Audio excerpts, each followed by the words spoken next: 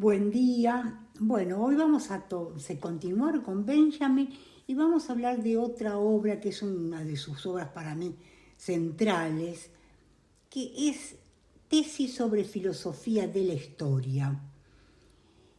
En este primer encuentro vamos a hacer como un recorrido por las diferentes tesis, seleccionando aquellas que nos parecen más interesantes, de una manera puntual, inclusive haciendo algunas citas, y luego en un segundo momento, no sé si será en este mismo encuentro, vamos a abordar el contexto en que fueron compuestas, los debates, las repercusiones que provocó, delinear bien cuáles son los temas centrales y también la actualidad de la temática, tanto a nivel global como de nuestra Latinoamérica.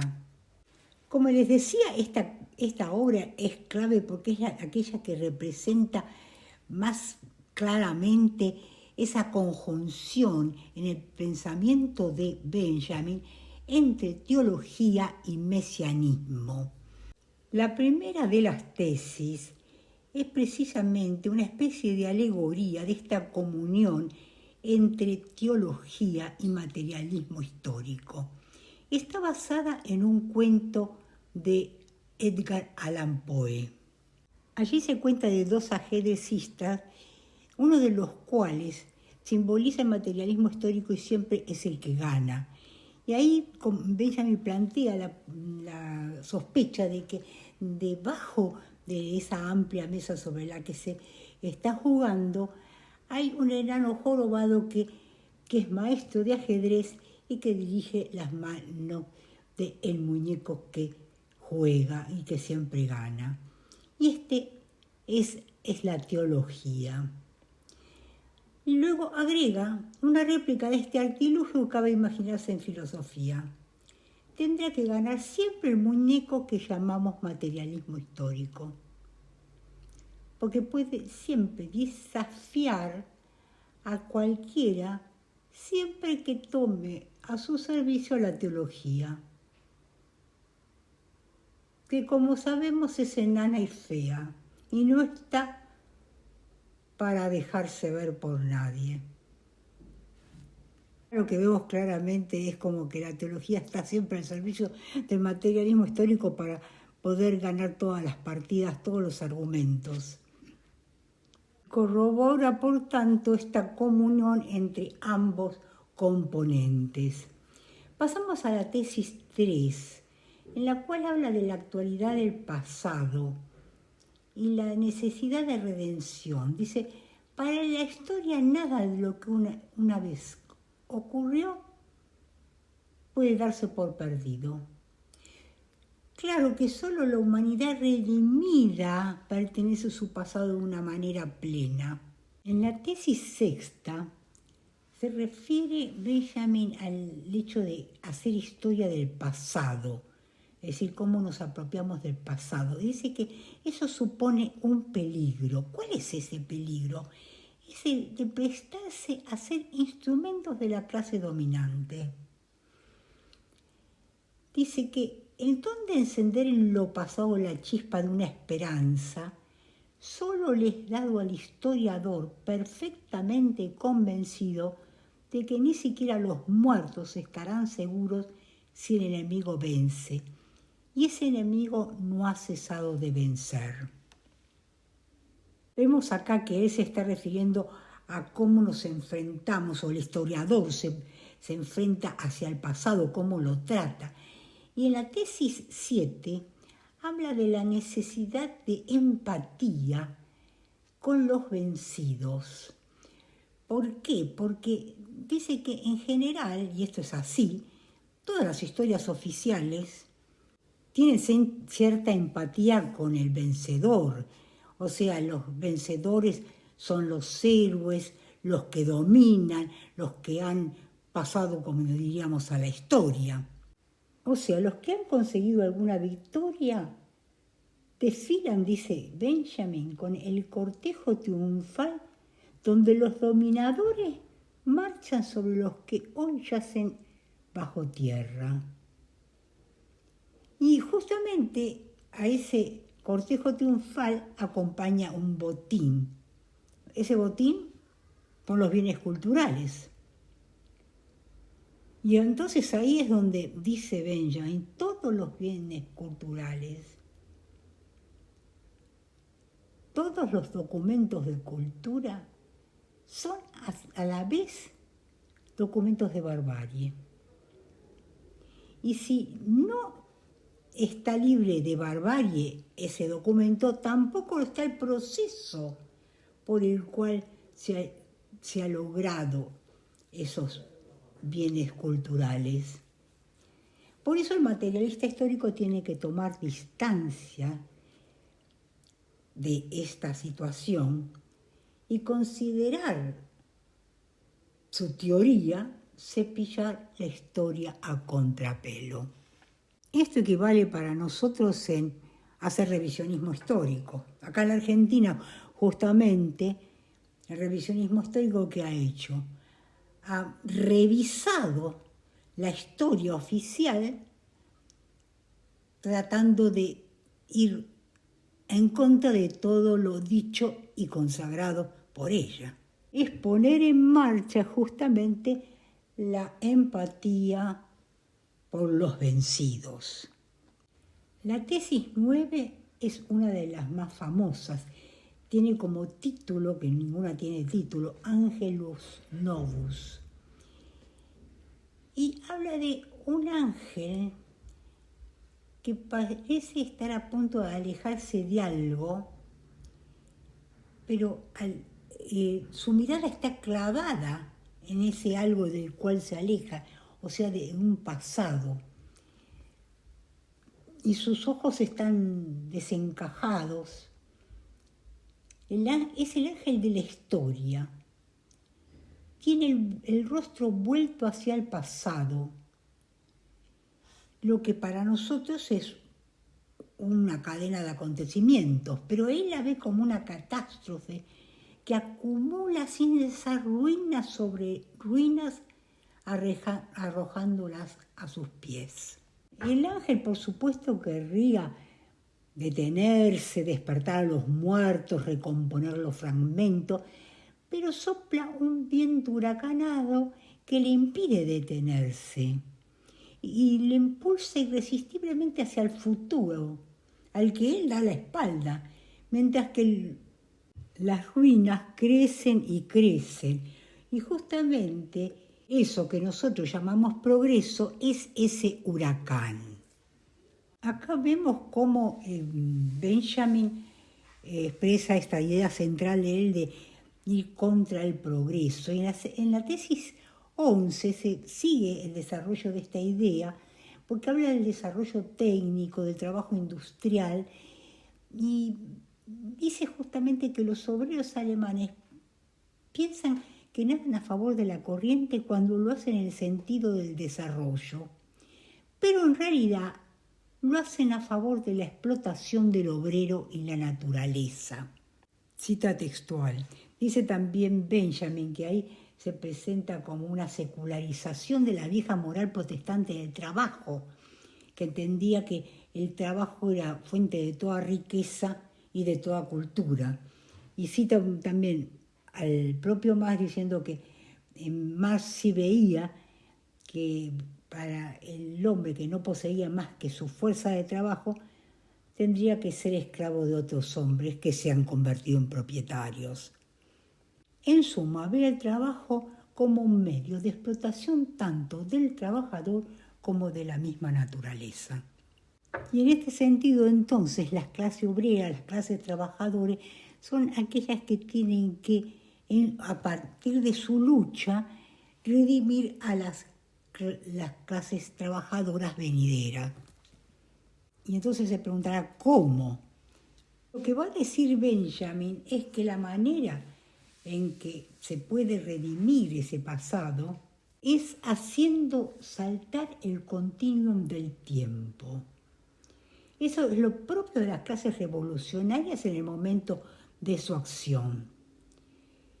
O sea, que el presente no es un tránsito Hay una imagen del tiempo, del historiador, historicista, como lo llama él, que sería un tiempo lineal, homogéneo, por el cual transcurriría un progreso imparable. El caso, por ejemplo, de la doctrina kantiana o neokantiana, que define el ideal como una tarea infinita.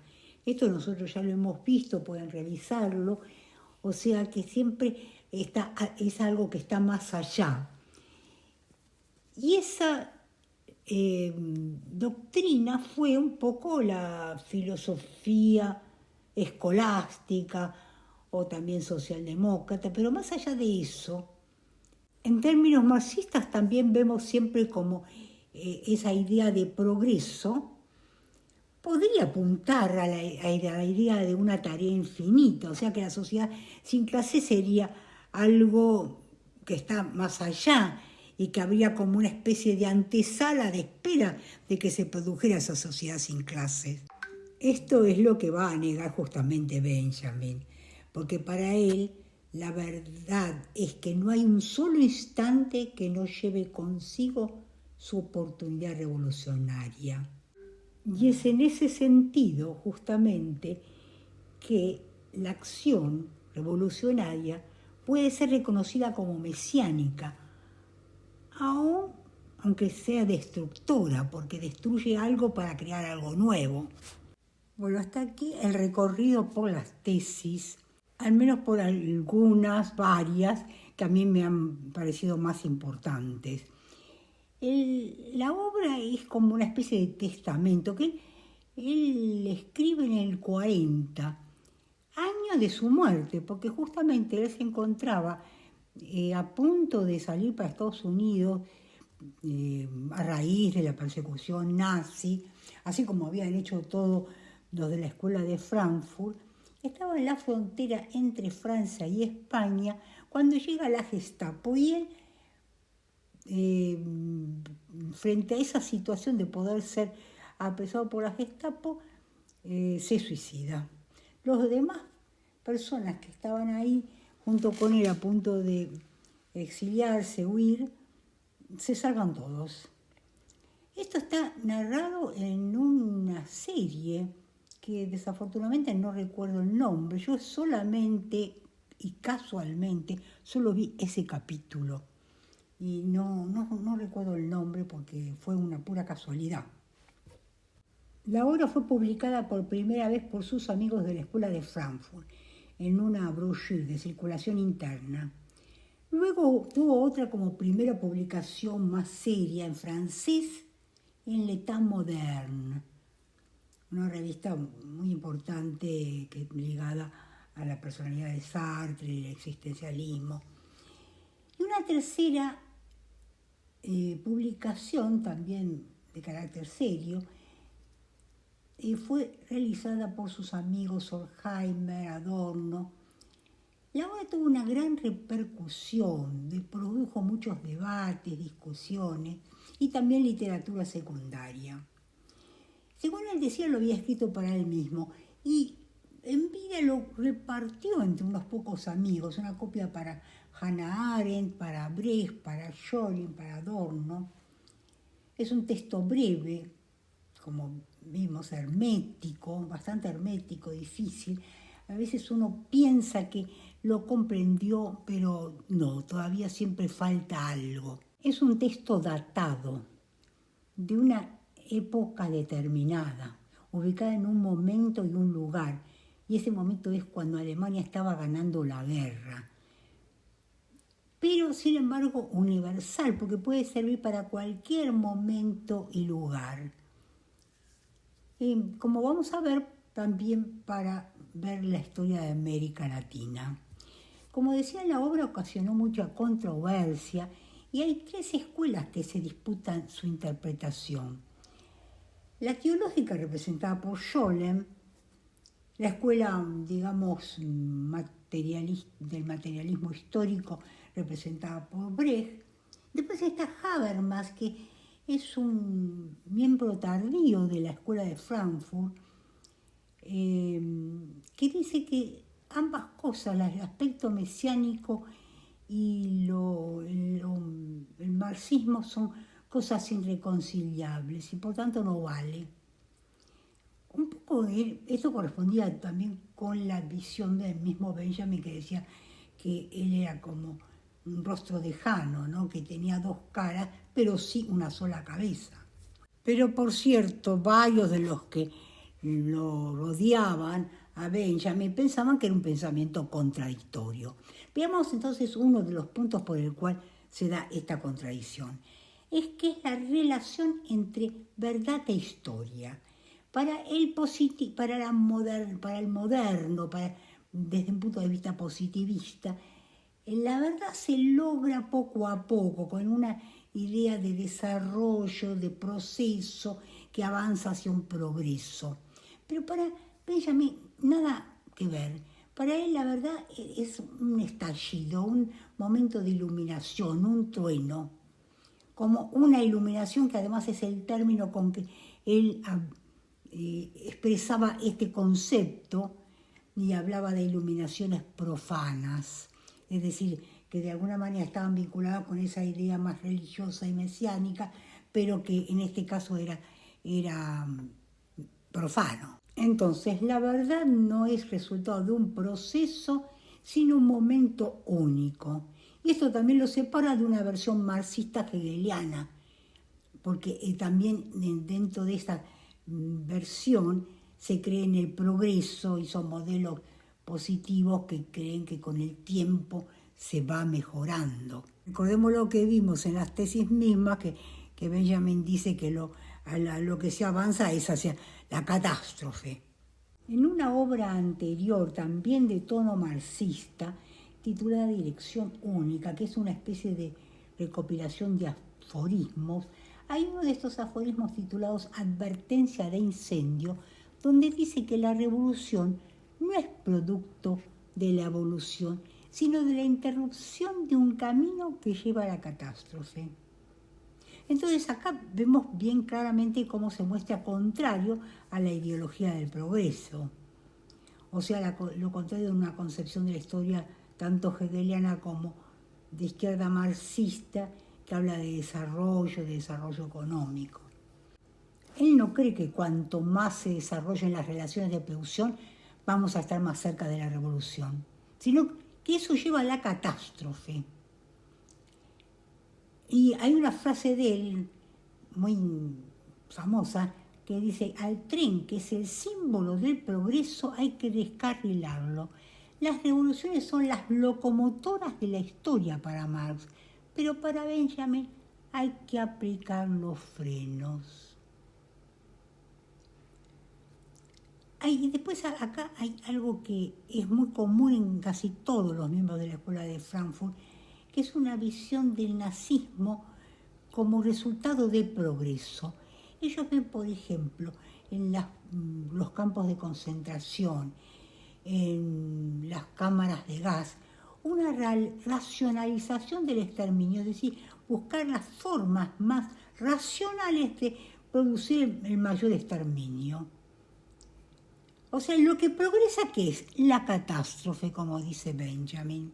En este aspecto, entonces, no coincide con Marx o Lenin, pero ojo, porque también en Lenin había también una idea algo parecido de catástrofe y de los modos de cómo prevenirla. Lo que él establece es un paralelismo entre la llegada del Mesías y la interrupción revolucionaria, o sea, la llegada de la revolución, que no significa el resultado de un proceso progresivo, sino de un corte de la continuidad. No hay acumulación. Pero ojo, porque acá si hay bien mesianismo, teología, nada tiene que ver con Dios, sino con una redención revolucionaria. Entonces, contra la historiografía oficial, que por lo general siempre escriben los vencedores, Benjamin propone una revisión de la historia. En esto consiste precisamente ese cepillar la historia a contrapelo, o sea, escribir la historia de los vencidos. Y de ahí la relación entre revolución y redención. La revolución tiene que ver con la redención de un pasado, salvar ese pasado, rescatar, reparar lo que pudo haber sido y no fue. En ese sentido tenemos un deber histórico que es mantener una memoria que corre el peligro de caer en el olvido.